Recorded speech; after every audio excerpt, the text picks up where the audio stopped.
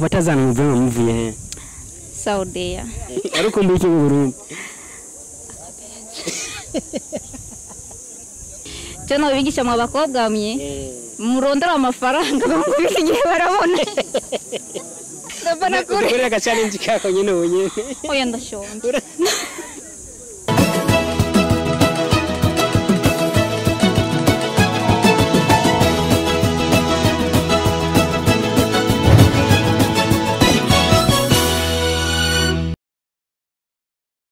Ego ni kabiri gatanu indwi station romantique de Bishop of Creation nizere ko mumeze neza abarundi abanyamahanga ku maduka cyangwa kuri Bishop TV navuga ko ndike dusanzwe umunsi kubana ku kibuga c'indege ni Airport International Mekio Ndadaye aho tugiye kwakira umukobwa aje ava mu mahanga abingu byo hanze kugira ngo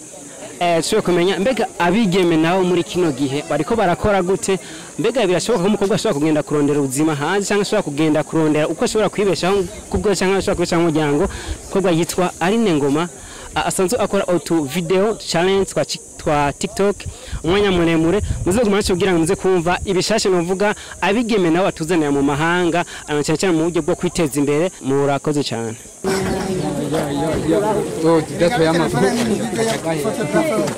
Ewe bakunzi ba Bishop TV ko nabwo tukuga cindege cyo gutegera umukobwa yitwa Aline Ngoma meze neza ndashima Imana namwe baje kurira amazozo yaeze urarize Wamungu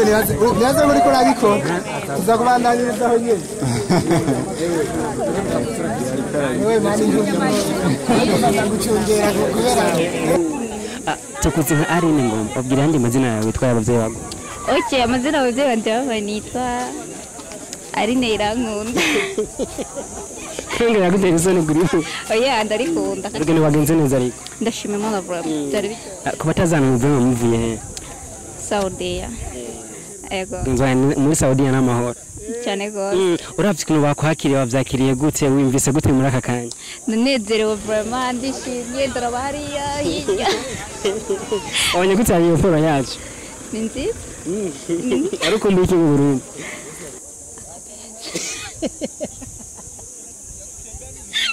bivuge cyane ye narikumbuye ibintu byose icagushitura muri bintu byose ariko tugiye kunari nkumbuye mama wanje sana abagenzi bakwakiriye neza bavyishimiye cyane bamaye amashurwe menshi amwe sinzi ya babazana ibiswi bayatahane gusa nisakoje muvuye mu mahanga mushitse mu Burundi hacigiye kirekire mutahari nibaze ko murakorwa byo kwiteza imbere kugira ngo mushobore kugira aho yigejeje kuko byagenze neza ndibaze ego sinidoga ugerageje kuraba ukuntu abantu barondera ubuzima ngaha mu Burundi no mu mahanga ubona niyo umuntu akoresha ingufu nyinshi hose ni nguvu kuko bisaba kwiga ni kwiga man icyakugoye gishika cyabaye igiki icyakugoye gishika hanze ururimi rwarangoye ebagabo ariko tunabimenye mu rurimi bavuga hariya ubwira abarundi ati ndabaramukije cyane je Aline Ngoma ndaje ko baramutse mu rurimi bavuga hariya navyo noshobora ubuze byinshi bagura ati ndabaramukije ukoresha ururimi mwakoresha hariya kefaricom ego sigura burameze neza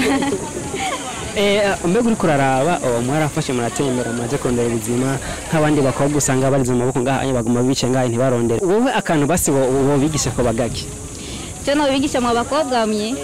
murondera amafaranga bamubise igihe barabona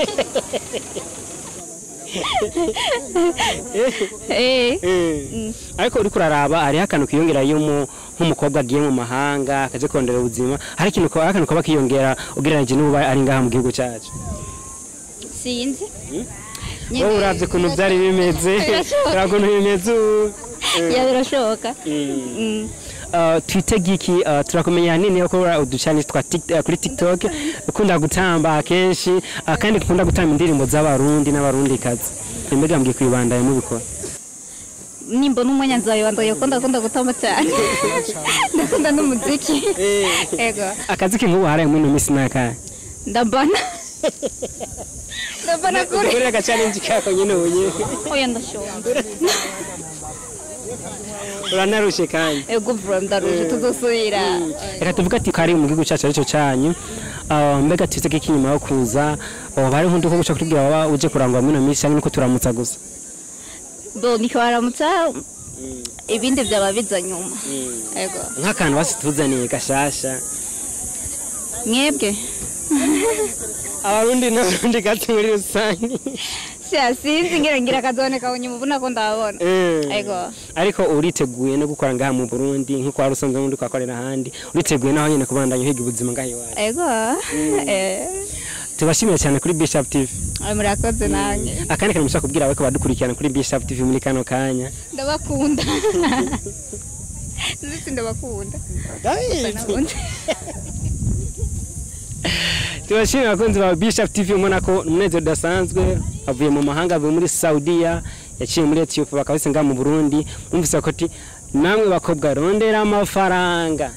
abana ko nakobwa unye ko barakora naho nyene beko baragereza kugira ngo biteze imbere mu guhiga ubuzima hirya no hino kugira ngo twese dutere imbere genera imbere mu cameraman wacu tere imbere twese tere imbere maze tuteze imbere igihugu gume murondera ko se turondera maze tugire kuri ya ntambwe y'iterambere murakoze